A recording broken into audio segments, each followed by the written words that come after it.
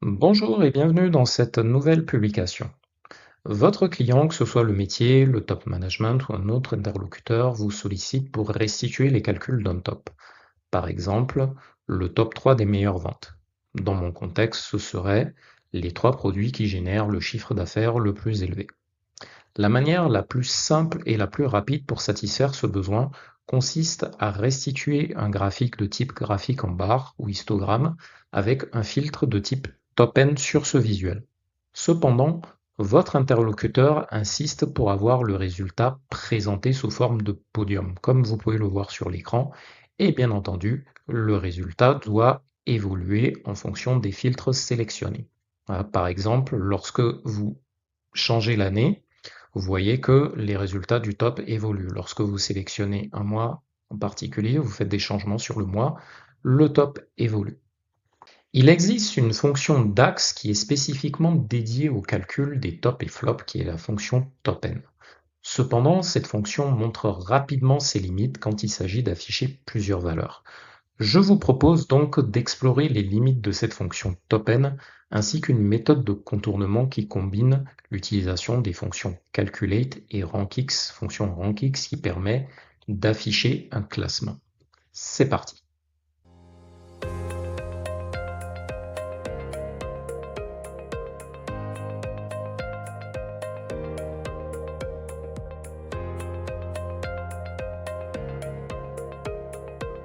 Donc là, nous sommes dans Power BI. J'ai introduit sur ma feuille une matrice en fait dans laquelle j'ai en dimension la dimension produit que j'ai mis en ligne et en mesure la dimension, en mesure la mesure pardon, chiffre d'affaires euro que j'ai préalablement calculé, qui n'est ni plus ni moins que la somme des montants en euros issus de ma table de fait commande. Et j'ai une autre mesure qui renvoie en fait le rang des produits, c'est-à-dire le classement des produits en fonction du chiffre d'affaires dans l'ordre décroissant. Ça me permet en fait de visualiser euh, quel est le produit qui apparaît en top position, en position numéro 1, en position numéro 2, numéro 3, etc., etc., etc. Donc là, maintenant, ce que je vais faire, donc pour pouvoir concevoir mon podium, hein, donc top et flop de mon podium, je vais introduire une mesure pour avoir vraiment le produit, pour qu'il affiche le produit qui arrive en position numéro 1. Et parmi ces mesures, la bibliothèque DAX nous propose une mesure qui est tout à fait adaptée pour satisfaire cet objectif, qui est la mesure top N. Donc je vais créer une mesure que je vais appeler top 1 produit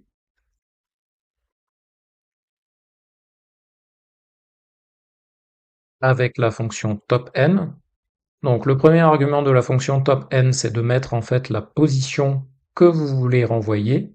Donc moi, je veux avoir le top 1, donc je vais mettre 1. Ensuite, le deuxième argument, donc il faut mettre le tableau, plutôt la table dont la table de référence, hein, donc la table sur laquelle euh, cette position doit être calculé. Donc là, il s'agit de ma dimension produit. Donc ce que je vais faire, je vais utiliser la fonction all et je vais faire appel au champ produit issu de la dimension produit. Donc en fait, là, c'est pour forcer l'argument, c'est pour forcer la fonction DAX à considérer le champ produit comme étant une table, comme étant vraiment le tableau donc qu'il exige dans le deuxième argument. Donc ensuite, nous devons mettre l'expression sur laquelle cette position doit être calculée. Donc là, il s'agit d'une agrégation ou d'une mesure. Et dans mon cas, il s'agit de la mesure CA euro. Et enfin, nous devons mettre l'ordre dans lequel la position doit être renvoyée. Donc dans mon cas, il s'agit de l'ordre descendant, l'ordre décroissant. C'est-à-dire que le top 1 produit correspond au produit qui a dégagé le plus fort chiffre d'affaires. Donc je valide. Et pour vérifier ma mesure, voilà, je vais faire appel à la mesure. Je vais changer le visuel. Je vais mettre voilà, un visuel de type carte, carte classique, hein, la carte historique de Power BI. On va un petit peu changer la police. Je vais mettre une police un peu moins grosse. Voilà. Donc là, vous voyez, votre produit numéro un, c'est la veste moulante Okaba pour l'année 2021. Donc lorsque je change les critères de filtre hein, sur le temps, sur l'axe temps, donc effectivement mon top, il évolue. Mon top 1, il évolue, il s'adapte au temps. Donc sur l'année 2022, c'est la jupe courte Minky. L'année 2023, c'est pareil.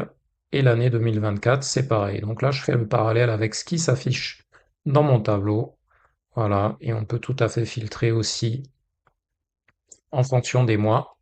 Donc vous voyez là, par exemple, sur avril 2021, le produit star, c'est vraiment le produit qui se nomme Davenport. Et d'ailleurs, c'est ce qui est renvoyé par la mesure. Donc maintenant, nous allons calculer le top 2, le top 3. On va essayer de le calculer d'abord avec la fonction top_n, parce qu'on se dit, après tout, la bibliothèque DAX nous prévoit une fonction pour avoir le top_n. Eh bien, on va s'en resservir. Donc là, cette fois-ci, je veux avoir le produit qui arrive en deuxième position. Donc je vais créer une nouvelle mesure.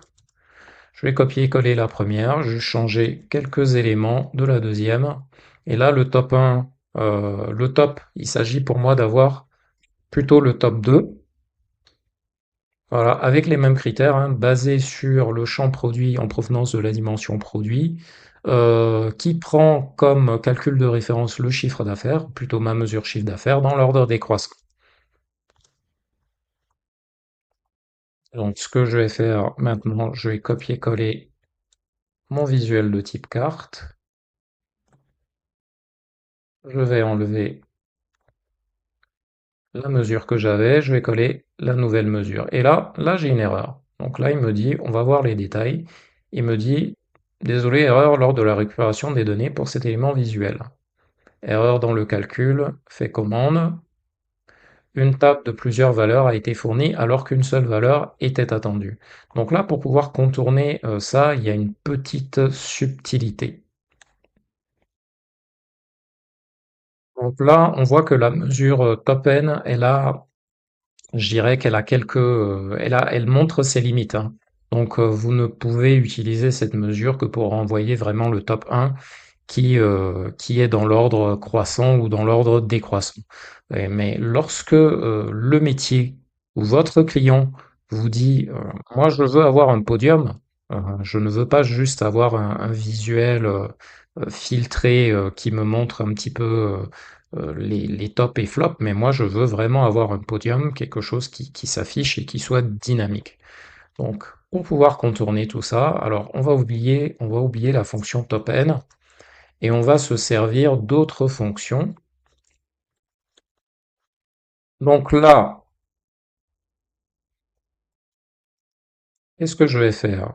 Je vais définir une variable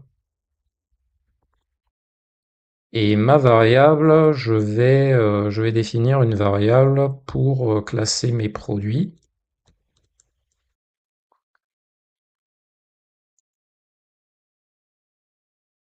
Donc ma variable, ça va être table classement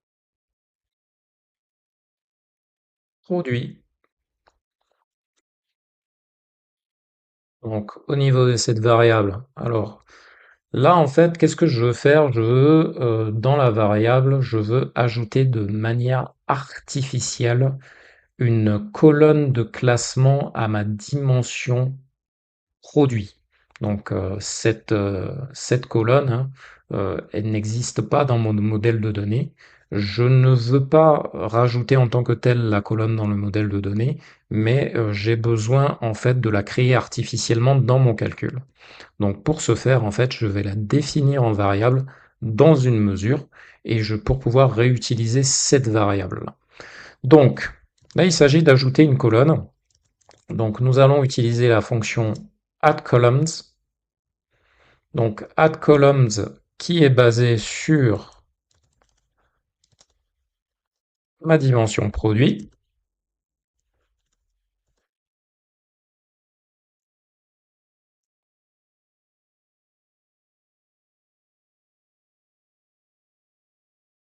Nous allons considérer toute la dimension produit.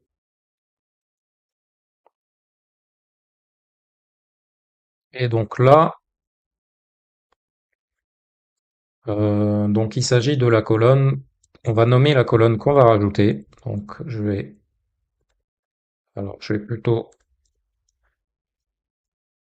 l'appeler rang produit.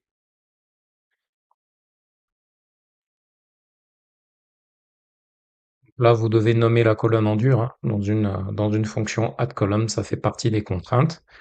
Et donc là, comme je le disais, il s'agit de rajouter de manière artificielle une colonne justement de classement des produits. Et pour avoir un classement, on va utiliser la fonction rankx, justement, qui va évaluer chaque ligne de la dimension produit et pouvoir effectuer le classement des éléments que nous voulons.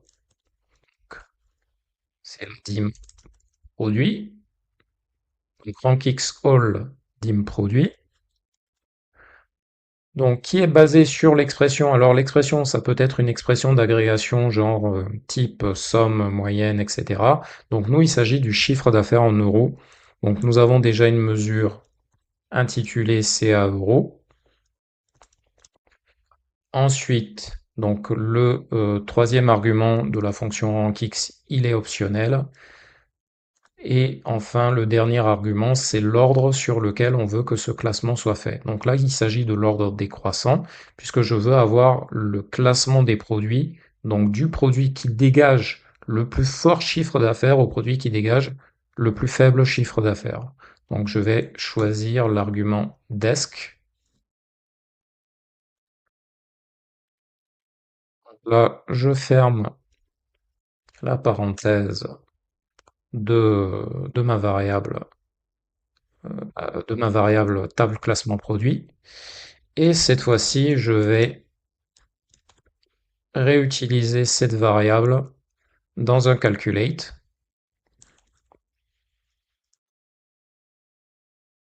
Donc, return calculate. Alors, calculate quoi? Là, on va ruser un petit peu. On veut savoir en fait quel est le produit qui correspond au, je dirais, à tel ou tel numéro de classement. En fait, si je résume un petit peu dans une logique data, on va chercher quel est le maximum, donc quel est le dernier produit qui correspond à tel ou tel classement. Donc c'est la raison pour laquelle nous allons calculer un max. Max de quoi? Un max du produit en provenance de la dimension produit,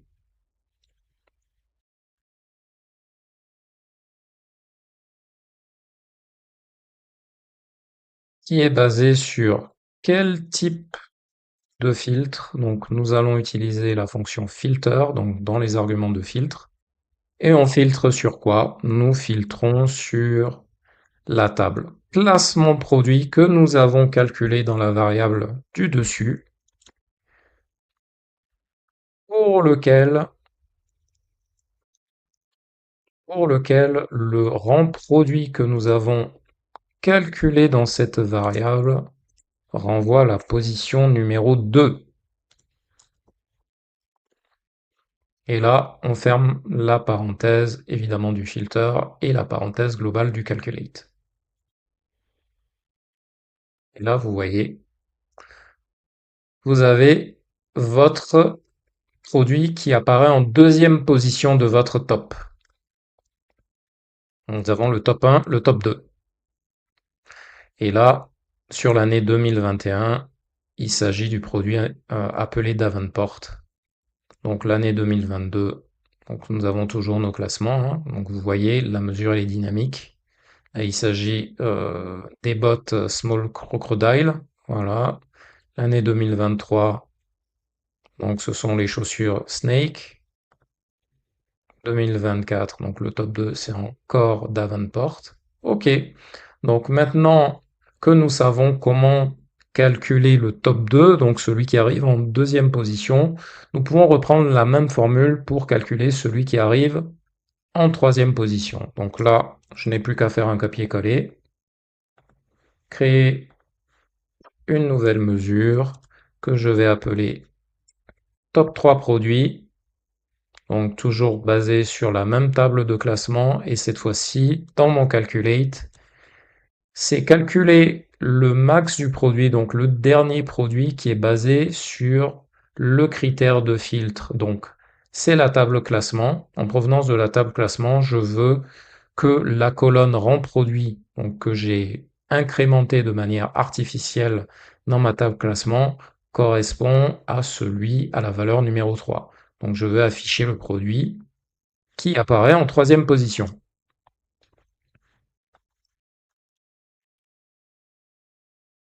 Donc, je vais copier-coller ma carte.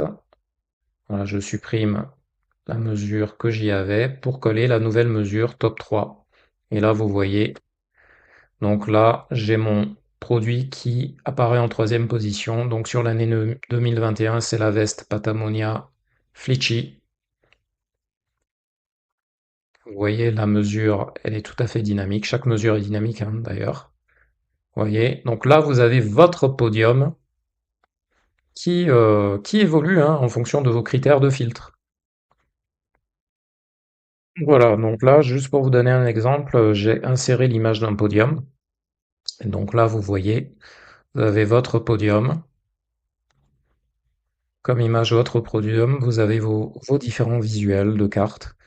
Et là, vous pouvez tout à fait filtrer et voir que la mesure est dynamique. Elle évolue en fonction de l'axe temps. Voilà. Et tout à fait cohérente avec ce qui apparaît dans le tableau.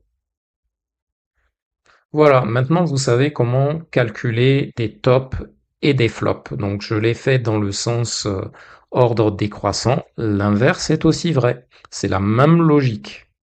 Voilà, c'est tout pour cette vidéo. Vous avez eu un aperçu des limites de la fonction d'axe top-n, ainsi qu'une méthode de contournement, justement, pour pouvoir surpasser ces limites.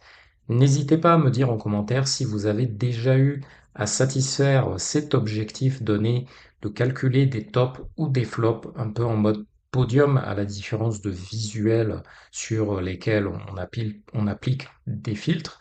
Et auquel cas, je suis curieux de savoir quelle méthode de contournement vous avez utilisée justement pour pouvoir bypasser la limite majeure imposée par la fonction top-n. J'espère que cette vidéo vous a plu, auquel cas n'hésitez pas à mettre un petit like, ça aidera la chaîne. Si vous cherchez une alternative à Excel pour pouvoir produire des tableaux de bord qui soient plus visuels, plus impactants, automatisés et surtout duplicables, que vous vous intéressiez à la data visualisation, mais que vous ne savez pas forcément par où commencer, je vous ai préparé un webinaire gratuit dans lequel je vous montre pas à pas comment exploiter la puissance de la data visualisation, et ce, même si vous n'êtes pas expert en informatique. Pour y accéder, il vous suffit de cliquer sur le lien sous cette vidéo. Je vous dis à très vite pour une prochaine publication.